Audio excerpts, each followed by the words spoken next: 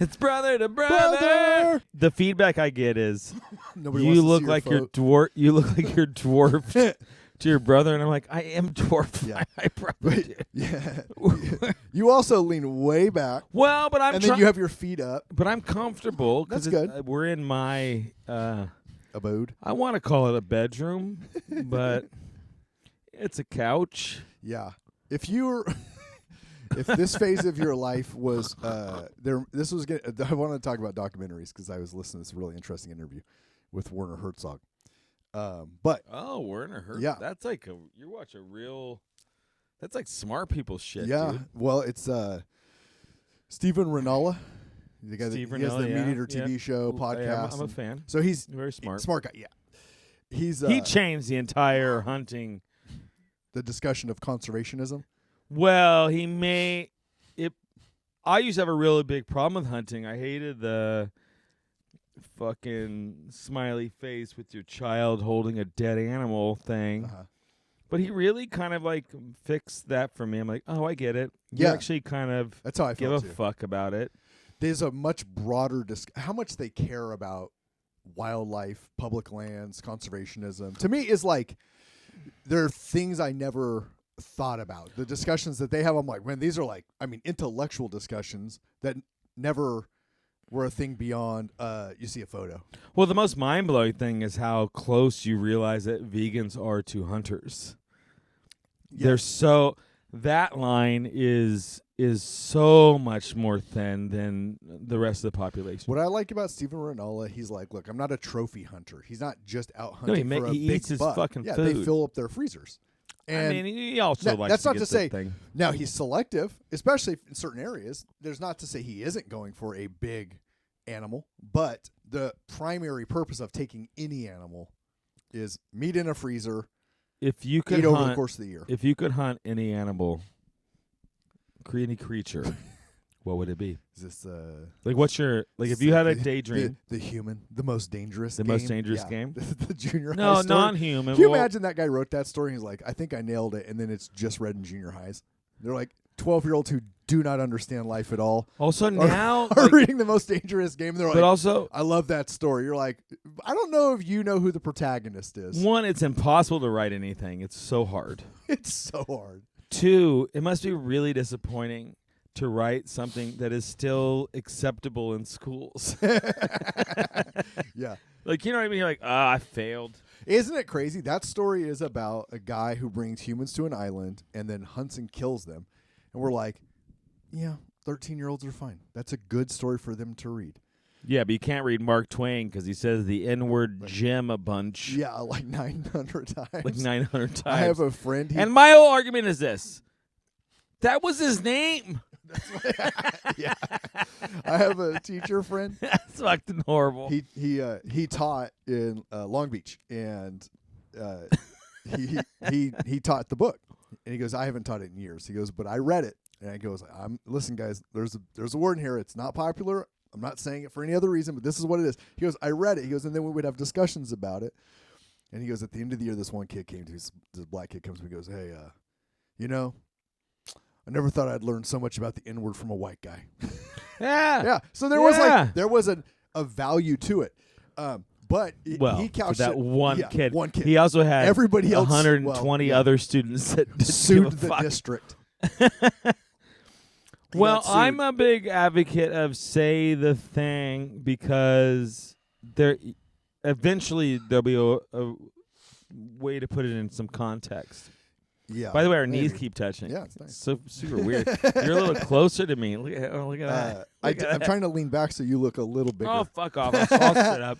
I think that I'll teach of mice and men, and they say it in there, but I contextualize things like, I don't read any book out loud to any student. I like listen to Audible. By the way, if you want to listen to, I love listening to Huck Finn or Tom Sawyer, Elijah Wood reads it. Oh. It's very interesting listening to Frodo say the N-word like 400 times. Well, you know the and best. He goes for it. He doesn't. There's no pullback. Like, whew, this is uncomfortable. You know the it's best. Stephen Toast of London reading. It's like I love Stephen Toast. all in on it. Newly Hawks. Hey. Yes. The best audio book to listen to, whether you believe or don't believe, is 1,000% James Earl Jones reads the New Testament. Yeah, I bet. I mean, it is amazing. Captivating. Well, because he's very James Earl Jones-y the whole time. Right. So he's like, on the seventh day, the Lord saith, but then there's sometimes where he gets a little heightened, and you're like, oh shit, He's into it. Darth Vader. It's great, dude. The dark side reads the light. It's and I'm not a big like Christian guy, but I listen to James Earl Jones read the Bible to go to bed. I listen to it at 1.5 speed. Yeah, you gotta. He's a little draggy. I can't listen to anything anymore that's less than 1.5. You can't listen to regular speed? No, man. It's like they're talking in slow motion. Oh, but Morgan Freeman, I could fucking crush a regular speed. Put me at 1.5, he still sounds normal to me. 1.7, above 1.7, I start. It's like little fuzzy. Yeah, I think 1.5 is where your voice still sounds like your voice. Sounds like your voice. You're trying to get through this shit. I think about if I'm listening, I go, imagine if I met this person and then they were talking at their regular speed. Right. If I'd be like, man, you're a little boring. Like hey, can we dull, dude. Can we ramp it up like 1.5 times here? Like, let's get this that'd thing be moving. a good thing with AI coming in. That'd be nice if you're like, you could actually. Because here's what's gonna happen. Like a with AI. real conversation. Well, we're all gonna have headphones in all the time. Okay. Because we're gonna need to translate shit, and everything's gonna have to be like real. And we'll have glasses. Right. Okay. Yeah. Obviously. So we can look things up real time. So I run into let's say Matthew McConaughey on the street, and real time Matthew McConaughey's voice hate very very slow. So then I can speed it up. Oh, could you speed it up? Like in real time? I don't think you can do that. Maybe there's How does time work? A slight delay. How does time There's just like a slight delay. Like there's like all these pauses. Like it's dubbed. It's a slight dubbing. Well, like that's it, right? You can get live translation from other languages. Oh man, AI can translate. I don't know if it's accurate, but like they translate live. I watched this old Western with my dad the other day. Which one? I forget the name of it. Hondo or something. But Laramie. I haven't seen. It's a show called Laramie. Okay. But every actor in this fucking thing is regular recorded. But there's one actor that they clearly dubbed over all of his lines. Is this a spaghetti western? It was one of those like 1970s Western serials. Like it's a show. Interesting. But I was like, that guy must feel horrible. That's not my voice. It's very clear it's not his voice, or he botched that shit live and they re-recorded it. We're gonna have to get another guy in for him. Can you imagine? Well, like the spaghetti westerns, the Clint Eastwoods. Those guys, they film. People just spoke in whatever their normal language was. Oh yeah. And then they dubbed everybody. Oh yeah. So like that guy's speaking Italian, this guy's speaking Spanish, he's over here speaking English. They don't know what each other are saying. Yeah, that's acting. They're just acting. It's Uta Hagan right there, bro. Oh, she keeps.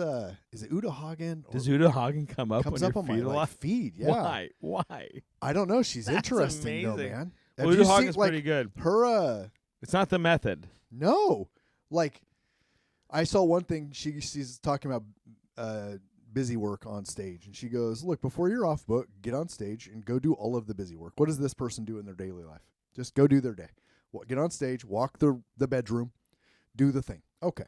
So now when the scene starts, you just do the thing that the character naturally does because that's the thing that character does. And then when they hear something that stops them doing the thing, right, you stop, and then you don't have to go back into it. So if you're putting laundry away and somebody says something that catches you off guard, you go, and then you react. You don't have to finish the bit.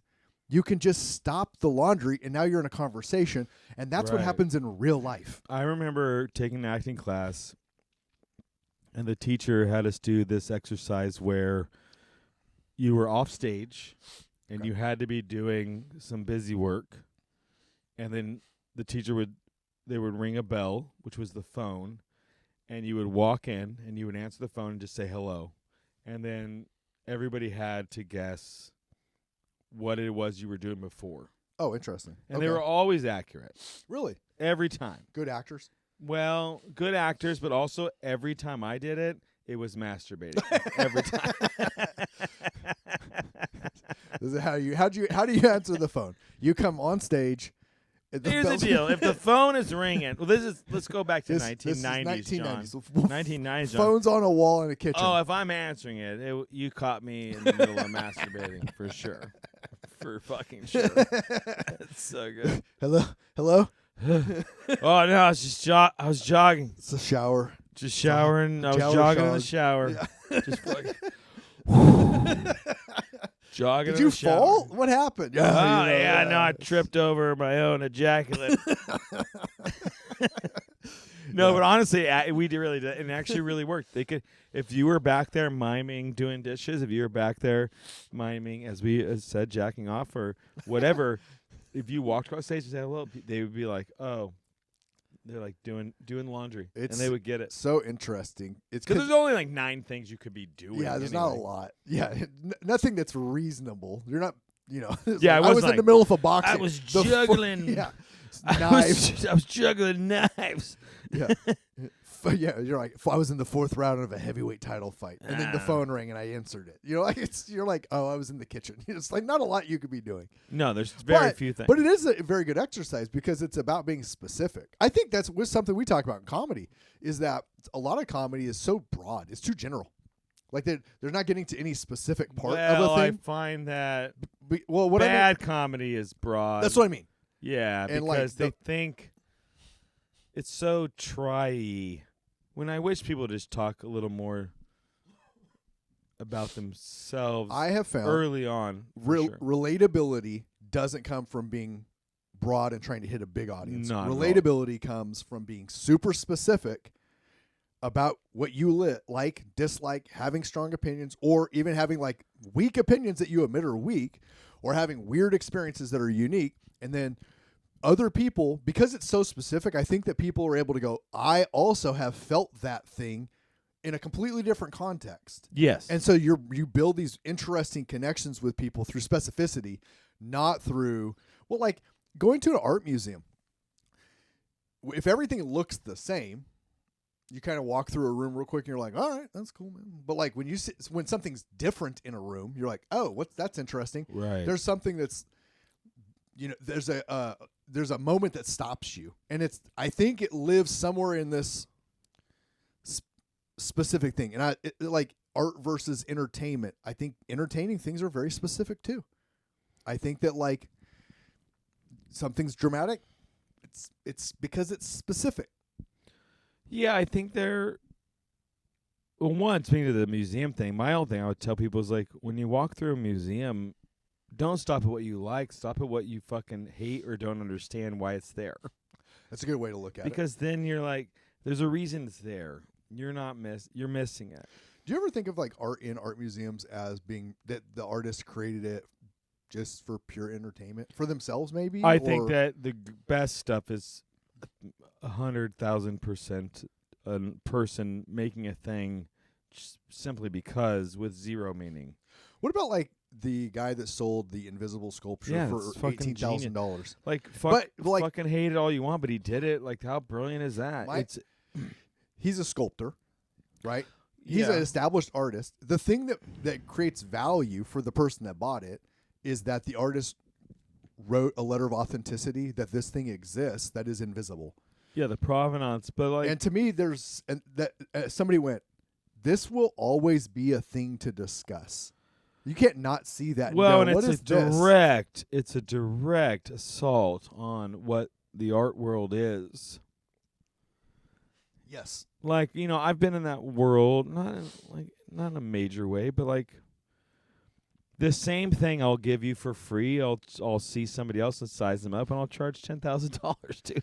Like, that's fucking bullshit. Yeah. I hate that part of it. And I think the idea of selling an invisible sculpture is less about the invisible sculpture and more about this is what the world is. And I think there's a lot of artistic value in that. And I find it to be amazing. Is it just artistic reimagining of The Emperor Has No Clothes? It's exactly what it is. I think it's Which amazing. was written hundreds of years ago? Yes. And by the way, none of these themes change. The No. themes are the same. But I do think that as much as people are like, well, that's bullshit, you're like, well, no, if you want to dig deeper, what that person is saying is pretty fucking important. It's interesting. Like monetary value placed on an object is completely arbitrary. It's about, and it's the same thing with selling a fucking table or whatever, some chips.